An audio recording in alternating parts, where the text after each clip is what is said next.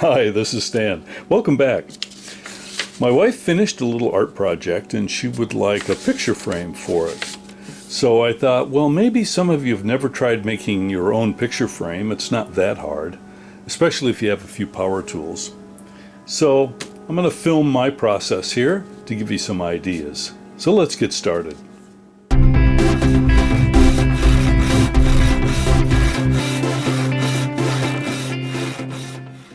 I found this piece of cherry at a big box store. So I thought, well, that'll be great. It's 5 feet long, so I've got 60 inches to work with here. So 60 inches will give us what we need, a 5-foot piece, not a whole lot to spare, so we'll be a little careful when we make some of our first cuts.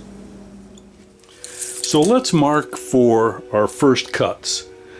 I'm going to measure out for a side, a top, a side, and a bottom, and I'd like the grain to stay in line all the way around. So let's mark them sequentially on this board. So let's put a rough marking here at 13 inches, and then at 30 inches will give me 17. So we'll do, if that's the left side, the top, the right side at 13 inches. So we'll call this the side right, top, side left, and bottom.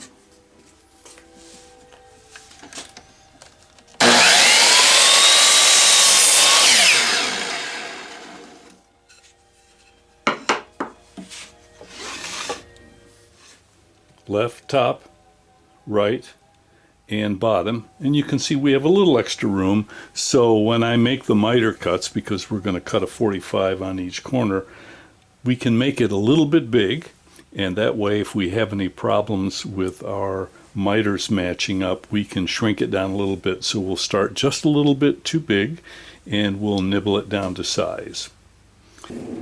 So let's just first of all make sure that all the pieces are exactly the same width. That will help us out.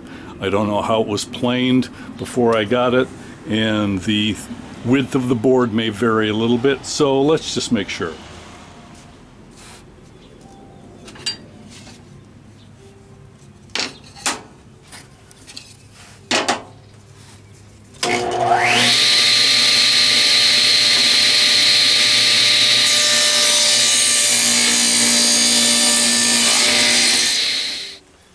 So we sacrificed just a tiny bit of the material, but now we know that everything is smooth and the same width, and that's going to help us out. Now, because it's easy for me to get confused when I start cutting, I like to mark out the angle of my miters on each piece when I can stop and think about it, and that way when I get to cutting on the saw, I don't cut the angle in the wrong direction.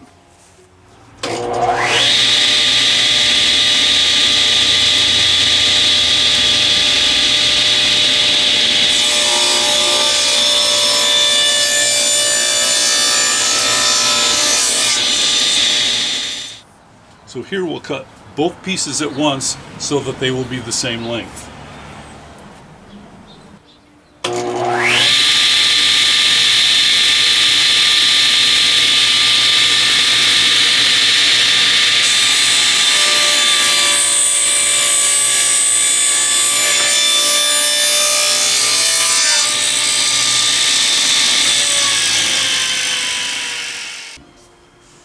So the two side pieces are cut. So we have these two miters. So now let's cut these two and we'll have our opposite miters. And it will be too large, but at least we'll have a start on sizing it.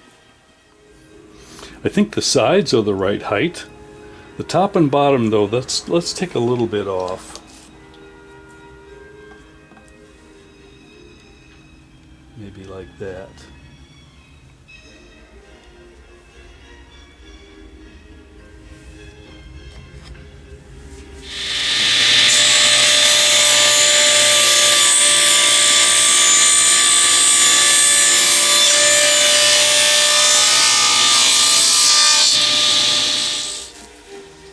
That's going to be good. Great. So I'm going to have to trim this parchment just a little bit. But what we need to do is cut a little bit of a reveal, a little bit of a rabbet on the back side of these to receive this. And we're going to want a little piece of glass in there and maybe some backing. So we're going to have to go back to the table saw and carve out a little bit on the backs of each of these from the inside.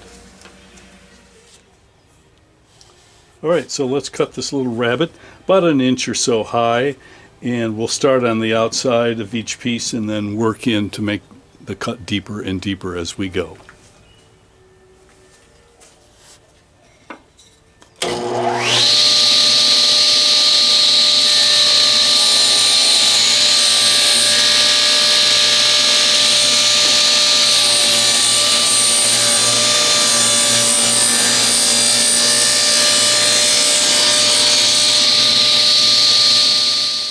Okay, so we have our little rabbit here,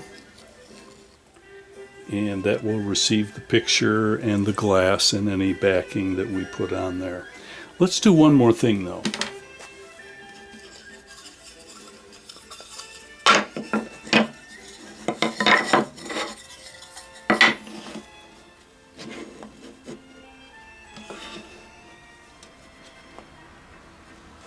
I'd like to put just a little bit of a decorative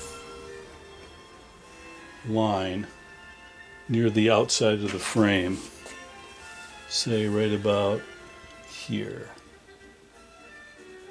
So what I'm going to do is I'm going to run each piece over the blade in the table saw and cut a little groove around the outside.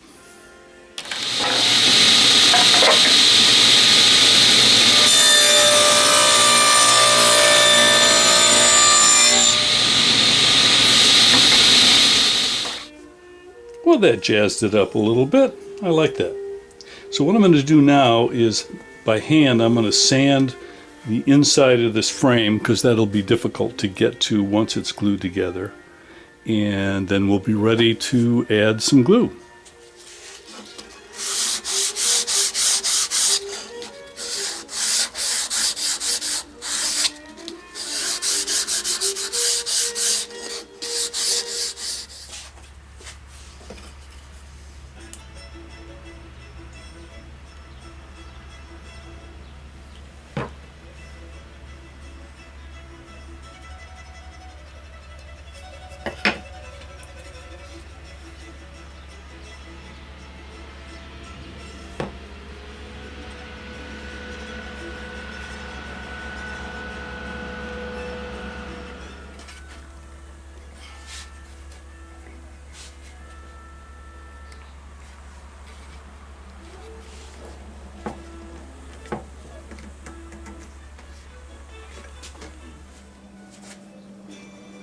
Well, the glue's not 100% set up yet, but it's enough for me to take the clamps off.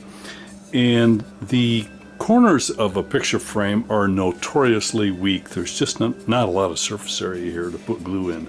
So here's one trick that you can try. I'm going to glue up some small tabs and just add a little bit of gusseting to the back for just a little extra strength. This thing won't have to sit flush to the wall. And so this will add just a little bit more strength to a weak joint. Well, I'll let that dry. I cut these out of a very, very thin piece that I ripped at the table saw.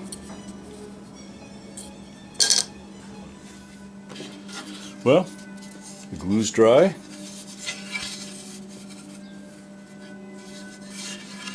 Time to put away the coffee and get some sanding done.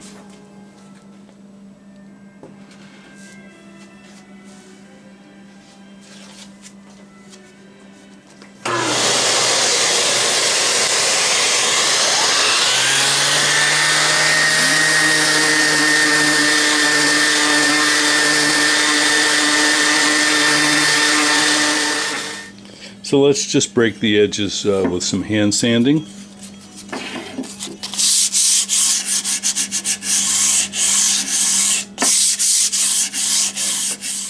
going to be using an oil finish on this, just some teak oil. It's what I have on the shelf, and I think it will bring out the grain on this cherry really well.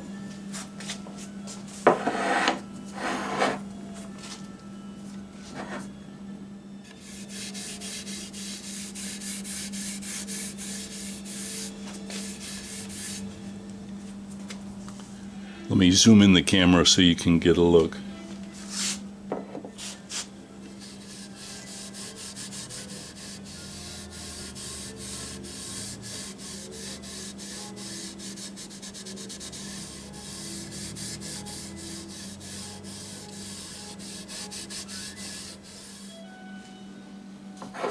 About 3 coats of this teak oil, and then once that was all set up, sealed it with a couple coats of this lacquer clear. And here we are.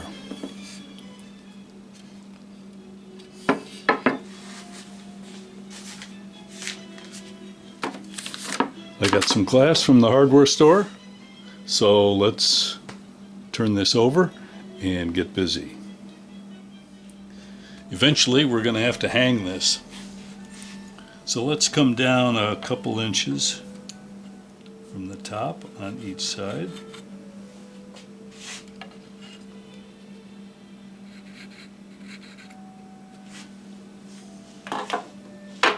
And we'll drill a couple small holes.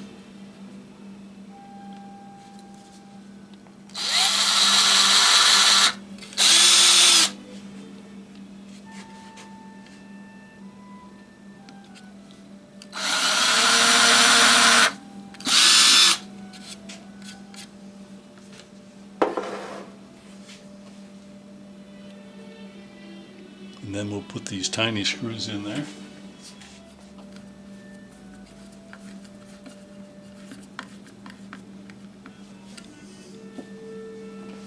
My wife changed her mind. Instead of this picture, I'm going to go with this one. Similar, just a little bit different. So let me clean the glass and get this mounted. If you have the glass cut at the hardware store, be very, very careful on the edges. It's not polished. They're just going to score it and snap it. So watch out. You can cut yourself very easily. Now let's cut a little filler for the back.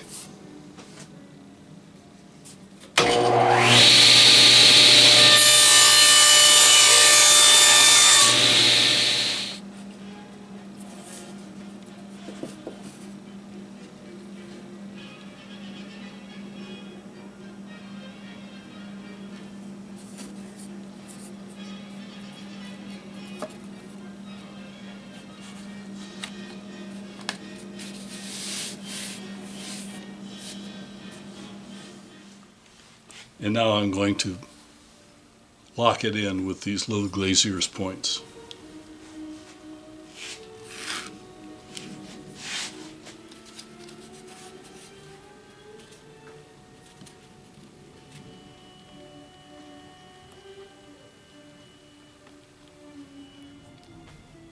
Well, I am really happy with the way that turned out. I hope you were inspired to maybe try a project like this yourself. You can see it step by step, and it's not that difficult. Well, thanks so much for watching, and I hope I see you right here next time.